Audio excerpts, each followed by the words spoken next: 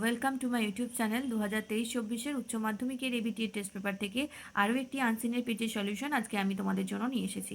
তোমরা যদি চ্যানেলে নতুন হয়ে থাকো তাহলে অবশ্যই সাবস্ক্রাইব করে নাও আর বেল আইকনের অল বাটনটা প্রেস করে রাখবে, তাহলে কোনো ভিডিওই মিস হবে না। আমি যখনই ভিডিও দেবো তোমাদের কাছে নোটিফিকেশন পৌঁছে যাবে। আর ভিডিওগুলো ভালো লাগলে একটু লাইক শেয়ার করে দাও। আনসিনের আমি পরপর পেজ ওয়াইজ আনসিনগুলো শেয়ার করছিলাম, আজকেও তোমাদের সাথে একটা আনসিন শেয়ার করব। আজকে করাবো 288 নাম্বার পেজের unseen.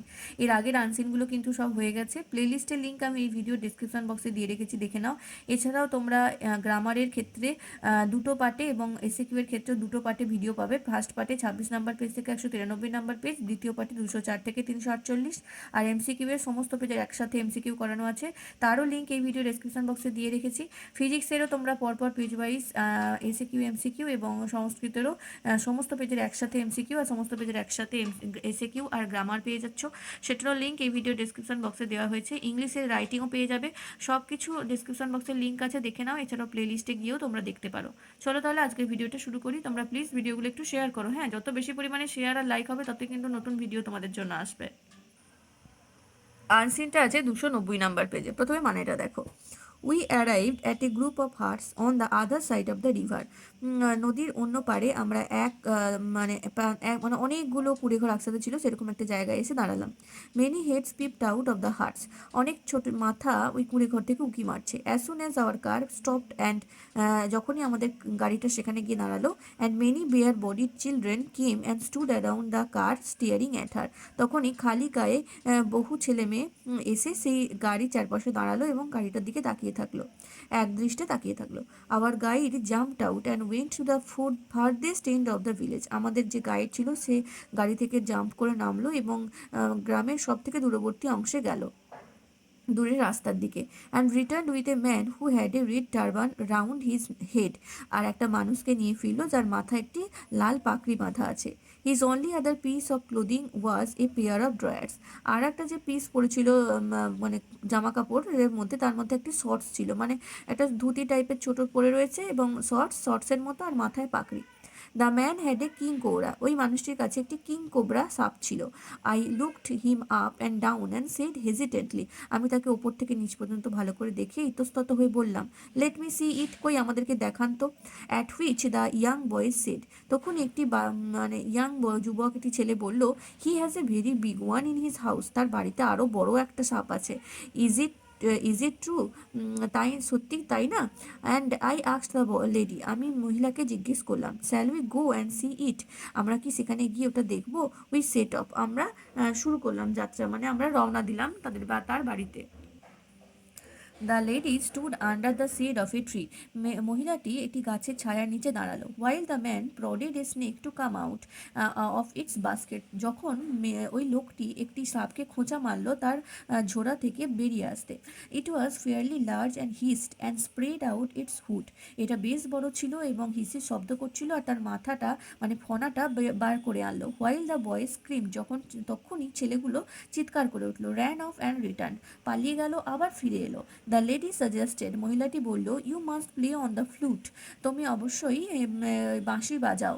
Make it rear its head and dance. তাকে, সাপটিকে তার মাথা নাড়িয়ে নাচ করতে দাও। The man pulled out his flute. মানুষটি বা ওই ব্যক্তিটি তার বাঁশি বের করলো।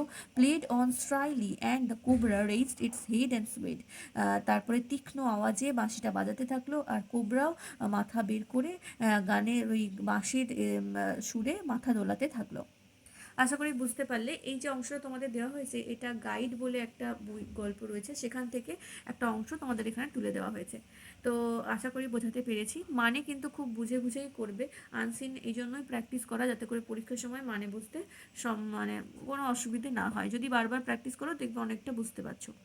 আচ্ছা, চলে আসবো পরে এবার প্রশ্নে। প্রথমে আছে true false. The cobra mentioned in the passage was a medium size. এই প্যাসেজে যে কোবরার কথা বলা হয়েছে সেটা মাঝারি সাইজের, এটা হবে ফলস। তারপর এটা the village children wire not interested in the car. গ্রামের বাচ্চারা গাড়ির প্রতি ইন্টারেস্টেড ছিল না, এটাও ফলস হয়ে যাবে। The guide fetched a well dressed man. তাদের যে গার্ড ছিল সে একটি সুন্দর পোশাক পরিহিত লোককে ডেকে নিয়ে এলো। এটাও ফলস হবে, কারণ মোটেও পোশাক পরেছিল না ঠিকঠাক। তারপরে all the children wore old but clean shirts. সমস্ত বাচ্চারাই পুরনো জামা পরেছিল কিন্তু পরিষ্কার জামা ছিল। এটা হয় ফলস, কারণ বেশিরভাগই খালি গায়ে ছিল, জামা পরেনি, তাহলে ফলস। তার চারটেই হবে ফলস। এবারে চলে আসবো বিয়ের দাগের প্রশ্নে। দেখো 3টে প্রশ্ন আছে এখান থেকে। 1 নম্বর প্রশ্ন, what happen when the man prodded the snake. যখনই ওই ব্যক্তিটি সাপটাকে খোঁচা মারলো তখন কি হলো? অ্যান্সার হবে when the man prodded the snake it come out of its basket hissed and spread out its hood the boy screamed and ran off and then return.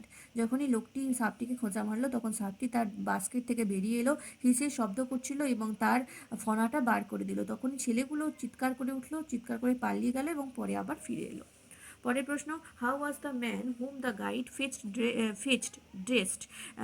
Guide যে ব্যক্তিকে ধরে এনেছিল তার ড্রেস কীরকম ছিল?